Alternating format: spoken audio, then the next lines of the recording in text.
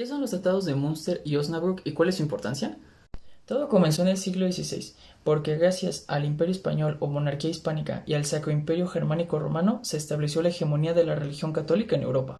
Sin embargo, en 1517, Martín Lutero comienza un movimiento religioso llamado la Reforma Protestante, un movimiento que buscaba luchar en contra de los abusos y del control excesivo de la Iglesia Católica. En respuesta a la Reforma Protestante, la Iglesia Católica creó su propio movimiento, la Contrarreforma Católica, una forma de demostrarle a los protestantes que la Iglesia había cambiado radicalmente.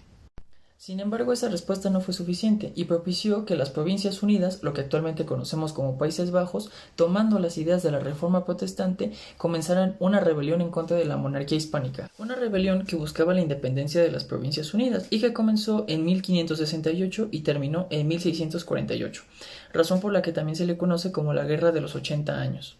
Mientras tanto, Fernando II del Sacro Imperio fue designado rey de Bohemia, y este, al ser un fuerte defensor de la Contrarreforma católica, decidió asesinar a los principales líderes protestantes, situación que causó un descontento interno.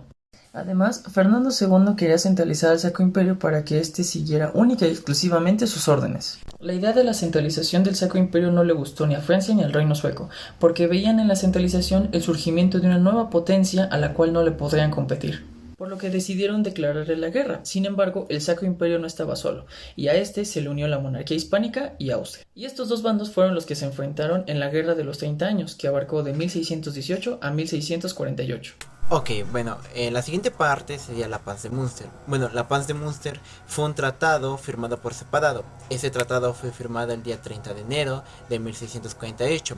Fue firmado por la monarquía hispánica y las Provincias Unidas. Este tratado acordó el fin de la Guerra de los 80 años.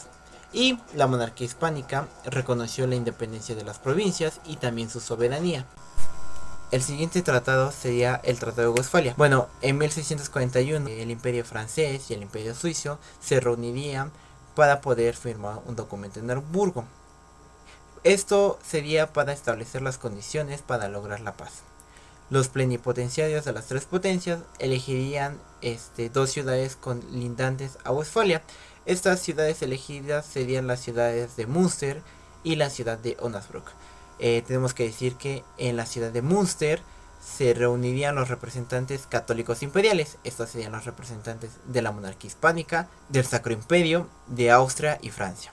Mientras que en Osnabrück se reunirían los delegados protestantes, imperiales y suecos. Bueno, ahora tenemos que hablar sobre los puntos importantes del Tratado de Münster. El primer punto fue la reafirmación y reconocimiento de la independencia de las Provincias Unidas y de Suiza. También, como segundo punto, tenemos que hablar que se reconoció la libertad de comercio en los territorios europeos. El tercer punto fue la ampliación del territorio de Francia y un pago de indemnización por la guerra. Otro punto importante es que con el Tratado de Münster se termina la guerra de los 30 años. Bueno, para finalizar esta parte, tenemos que ver los puntos más importantes del Tratado de Osnabrück. Primeramente sería la ampliación del territorio de Suecia y el pago de una indemnización al mismo país. También se le obligó al Sacro Imperio Germánico a mantener la organización política federal que este ya tenía, y también se le obligó a crear la Asamblea Imperial. En cuanto a las aportaciones que tuvieron estos tratados al derecho internacional público, tenemos la libertad de culto, que gracias al Tratado de Osnabrück las personas podían educar a sus hijos de acuerdo a su fe sin sufrir alguna discriminación civil. Sin embargo, esta libertad de culto quedaba aplicable solamente a la religión del catolicismo, el luteranismo y el calvinismo, por lo que otras religiones quedaban totalmente excluidas de estas disposiciones. Otra de las aportaciones importantes fue en cuanto a las relaciones interestatales, pues se reconoció el respeto de la jurisdicción territorial y de la soberanía, por lo que este tratado tuvo una importante aportación en cuanto a la gobernabilidad de los estados y a los principios consagrados que hoy en día siguen vigentes en el derecho internacional público, tal como el principio de no injerencia en asuntos internos y la igualdad jurídica de los estados.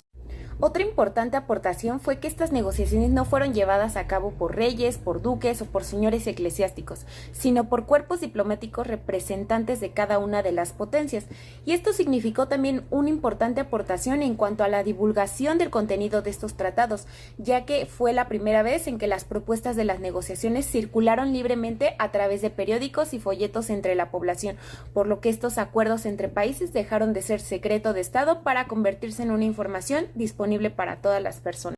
Y finalmente puede afirmarse que en Westfalia se fijaron las reglas de una comunidad de estados a consecuencia de una convención jurídica multilateral, ya que estos tratados fueron firmados por cerca de 200 representantes de estas potencias, lo cual fue una antesala a lo que hoy conocemos como los acuerdos o tratados multilaterales.